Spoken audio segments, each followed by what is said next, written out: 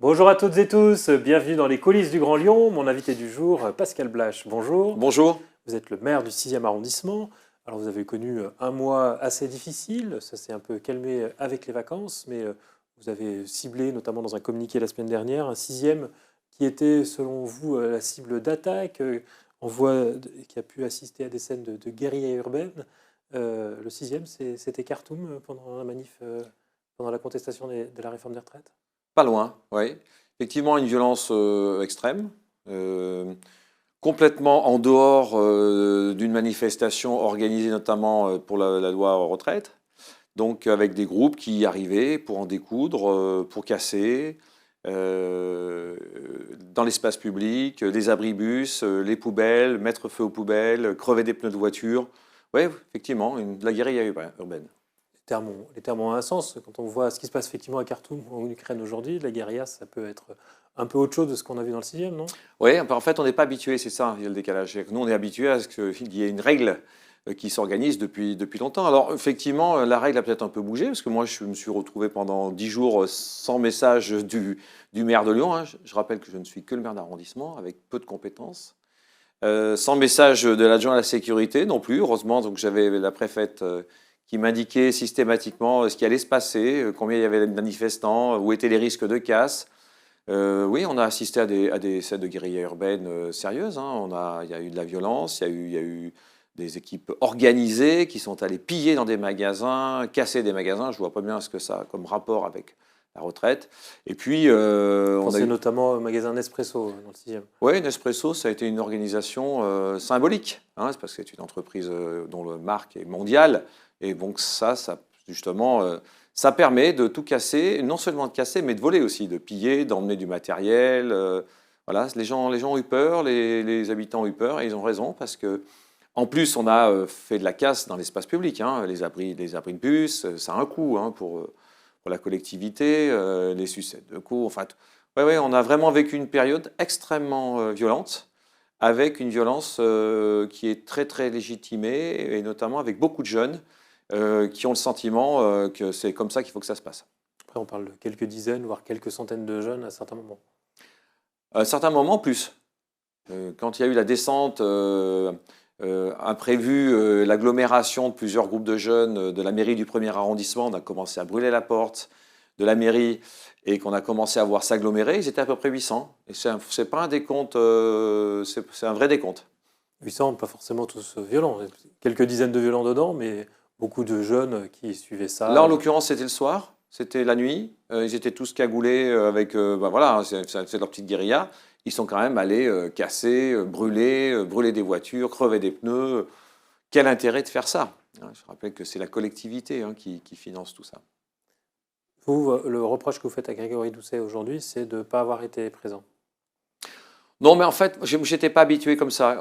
C'est vrai que Gérard Collomb, on l'aimait pas, mais quand il y avait quelque chose qui se passait, il appelait, qu'est-ce qui se passe, comment vous arrivez à vous organiser. J'ai pas d'appel du maire de Lyon. Je rappelle que la loi PLM, elle est articulée autour d'un maire principal, avec des maires d'arrondissement, qui ont des compétences assez faibles d'ailleurs. Si ce n'est une grande compétence, c'est de suivre toutes les problématiques de terrain. Et là, on a bien compris on était un peu tout seul. Vous avez eu des appels d'élus municipaux, malgré tout? Oui, on a eu quelques petits contacts parce que pendant ce temps-là, il y en avait quand même des rendez-vous. Voilà. J'ai rencontré Valentin Lugenstrass avec qui on a eu quelques petits sujets de contradiction, mais en l'occurrence, on a passé une discussion qui était plutôt sympa. Donc la mairie n'était pas totalement absente.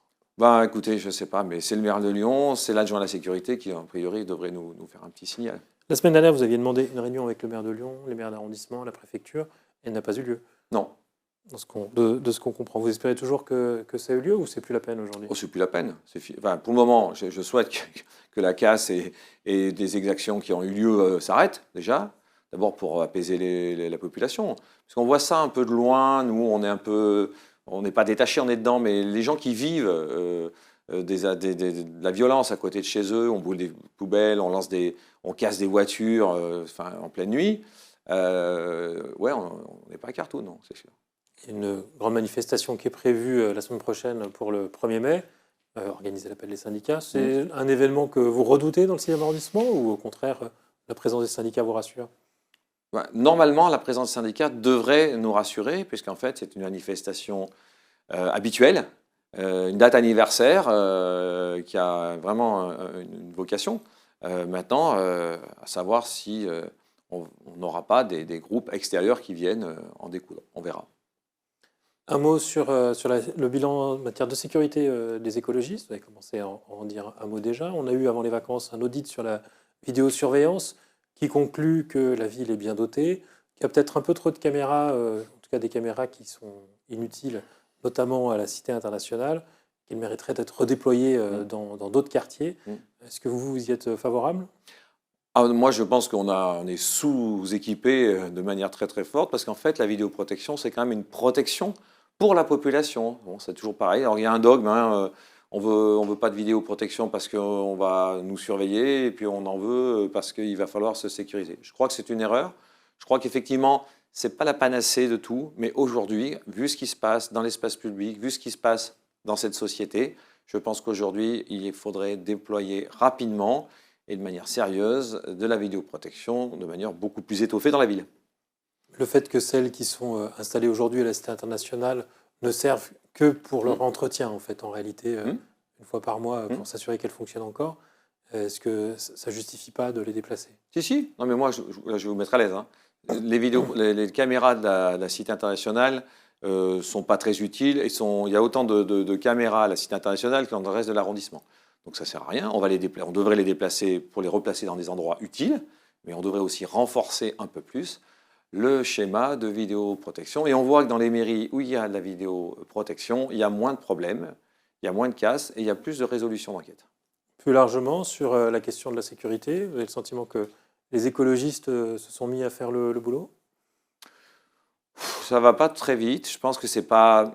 Ils sont un peu éloignés de ça. C'est un sujet pour eux qui est plus complexe parce que s'ils viennent pas de cette culture. Mais aujourd'hui, il y a pas. C'est pas une question de dogme ou de principe.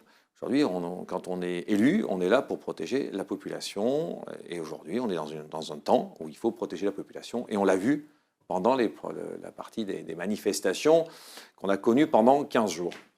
Depuis le début du mandat, on vous a souvent entendu vous plaindre des écologistes plus sur la question des mobilités, notamment la création de pistes cyclables dans le 6e arrondissement. Vous étiez très remonté contre celles qui passent sur le cours Viton, qui réduit la circulation à une voie. Au final, aujourd'hui, vous voyez qu'elles sont utilisées, que les automobilistes se sont adaptés? Alors le cours Viton, c'était la première. Donc on n'était pas bien habitué, ça allait très vite, on n'avait pas d'explication. Bon, aujourd'hui... Finalement, ils ont bien fait de la faire. Je ne suis pas convaincu qu'il fallait la faire là, mais peu importe. Aujourd'hui, ce sujet, c'est de savoir si les habitants ont besoin et envie de pouvoir circuler à vélo correctement. Oui, on sait maintenant qu'il y a un intérêt. Après, il ne faut pas que ces pistes cyclables viennent se rapprocher déjà de circuits existants. Vous voyez que parfois, il y a des pistes sur les quais. Moi, j'étais plutôt favorable à avoir une grande circulation cyclable autour de la ville avec des entrées de pistes cyclables qui existaient déjà. Hein, quand on n'est pas arrivé, on n'a pas démarré de zéro, puis il y avait 600 km qui étaient déjà faits. Mais il y avait une volonté d'avoir des pistes qui étaient plus larges. Je trouve que ça va, comme d'habitude, un peu vite. L'intention est là, les gens font du vélo, tant mieux. Maintenant, il faut que tout le monde respecte la circulation, les feux et la cohabitation. Je suis pas sûr d'avoir compris votre réponse. Au final, ils ont plutôt bien fait de développer les pistes cyclables. Alors. Ils ont plutôt bien fait. Je trouve que ça va trop vite.